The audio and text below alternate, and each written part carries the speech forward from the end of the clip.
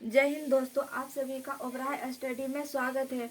तो जो भी आप 3-4 घंटा में पढ़ते हैं या समझते हैं उसे 10 से 15 मिनट में कंप्लीट इस वीडियो के माध्यम से कंप्लीट रिवीजन आपका हो जाएगा।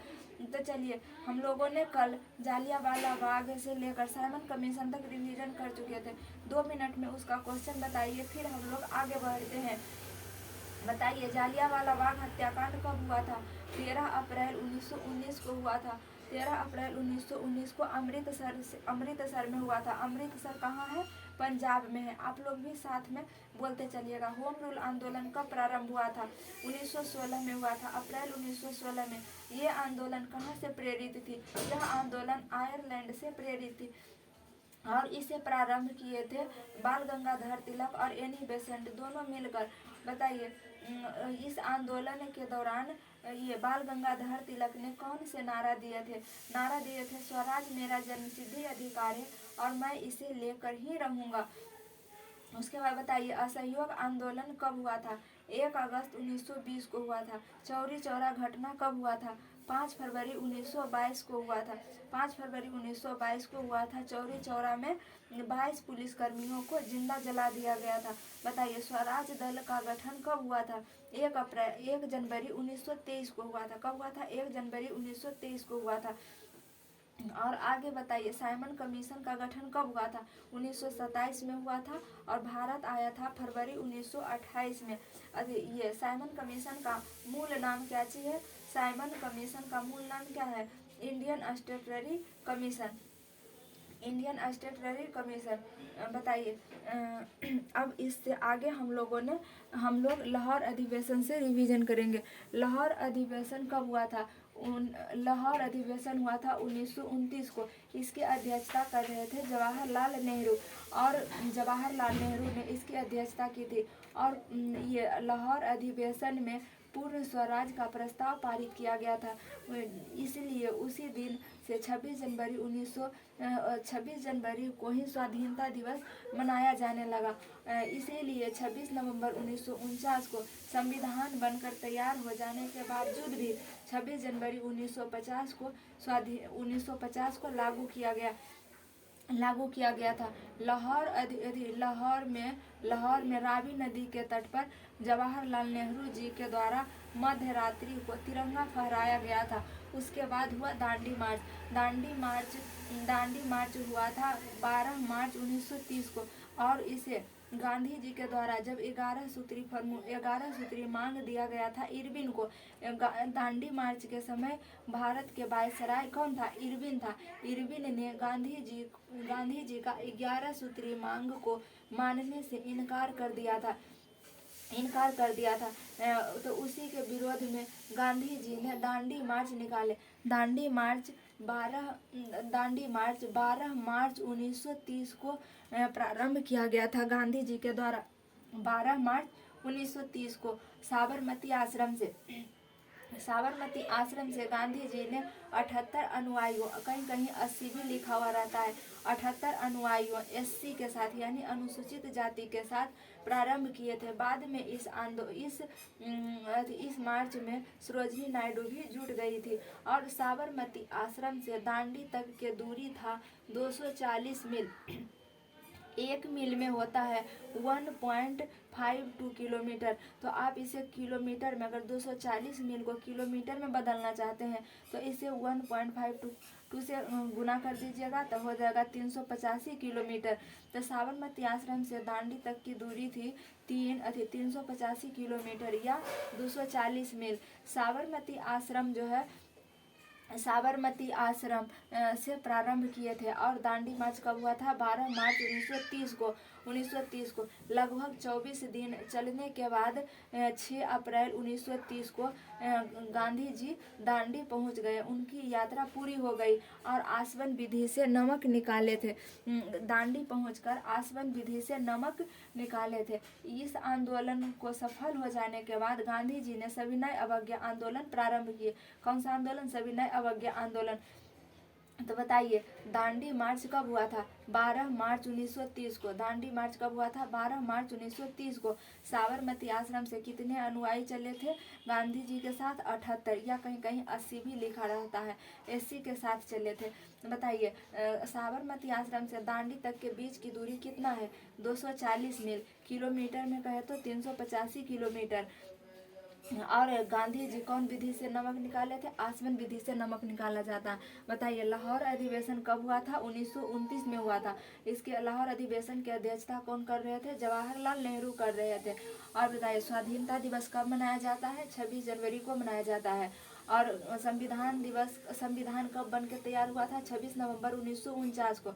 लेकिन पारित लागू कब हुआ था? 26 जनवरी 1950 को। 1950 को हुआ था। अब जब दांडी मार्च सफल हो गया था तो इसी के बाद गांधी जी ने सविनय अवज्ञा आंदोलन प्रारंभ किए। सविनय अवज्ञा आंदोलन अलग अलग क्षेत्रों से अलग अलग लोगों ने सहायता किए थे। कश्मीर से सहायता किए थे खान अब्दुल गफ्फार खान। कौन किए थे? खान अब्दुल गफ्फार खान। खान अब्दुल गफ्फार खान के एक संस्था था खुदाई खिदमतगार संस्था।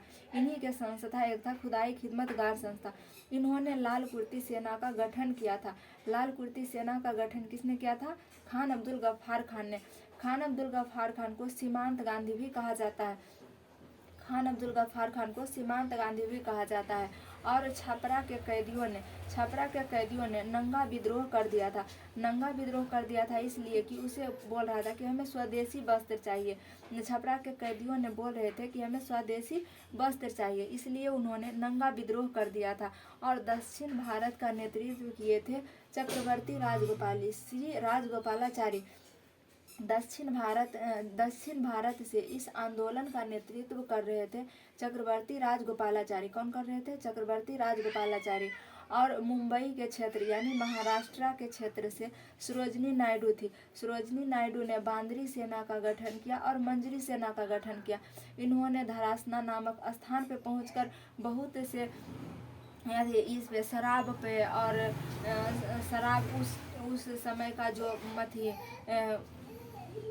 मादक पदार्थ था उसके धराशान भी किए थे।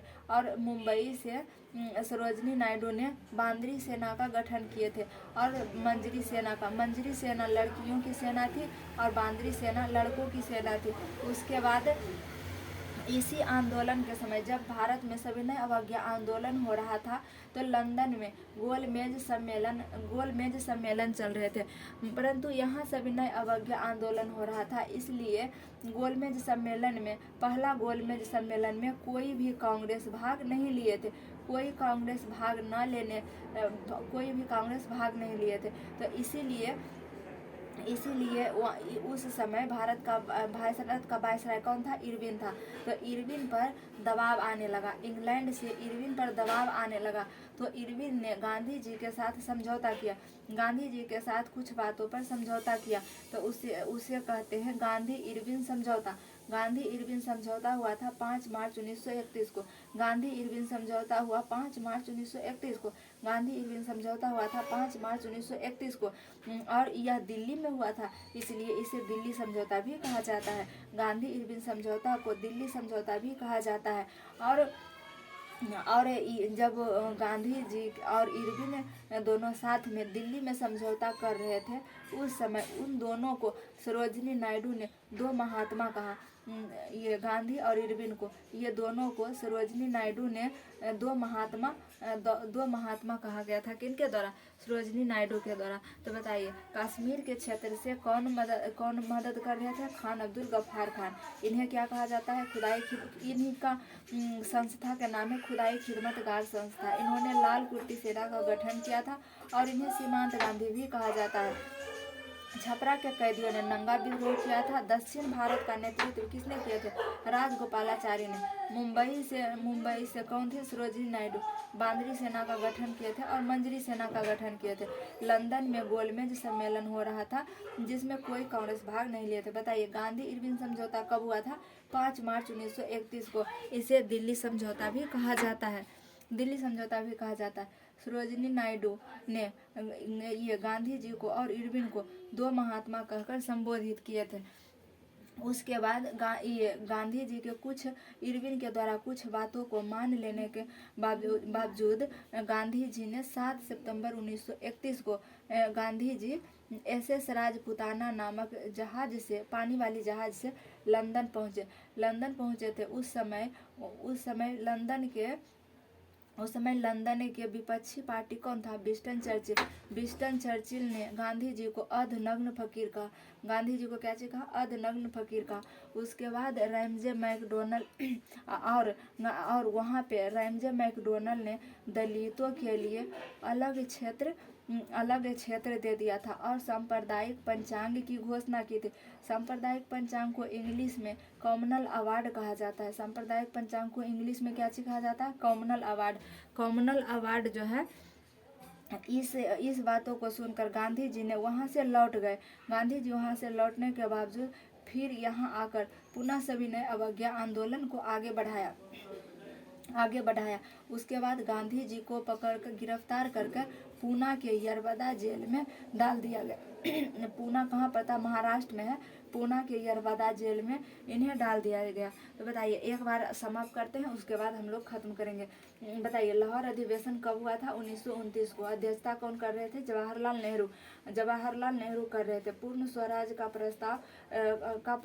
प्रस्ताव पारित हुआ था लाहौर अधिवेशन में, मांग किया गया था। और बताइए, 26 जनवरी को स्वाधीनता दिवस मनाया जाता है, इसीलिए 26 नवंबर 1949 को संविधान पारित हो जाने के बावजूद भी 26 जनवरी 1950 को लागू किया गया था। लाहौर में रावी नदी के तट पर जवाहरलाल नेहरू जी के द्वारा तिरंगा फहराया गया था मध्य रात्रि के समय, और कहे थे कि जब सारी दुनिया सो रहा है तो भारत अपनी आज़ादी का नींव रख रहा है। और बताइए, दांडी मार्च कब हुआ था? 12 मार्च 1930 को। कहाँ से प्रारंभ हुआ था? साबरमती आश्रम से। कितने अनुयायियों के साथ हुआ था? 78 अनुयायियों के साथ हुआ था। सरोजनी नायडू फिर बाद में इसमें शामिल हुई थी। साबरमती आश्रम से दांडी तक के बीच की दूरी कितना है?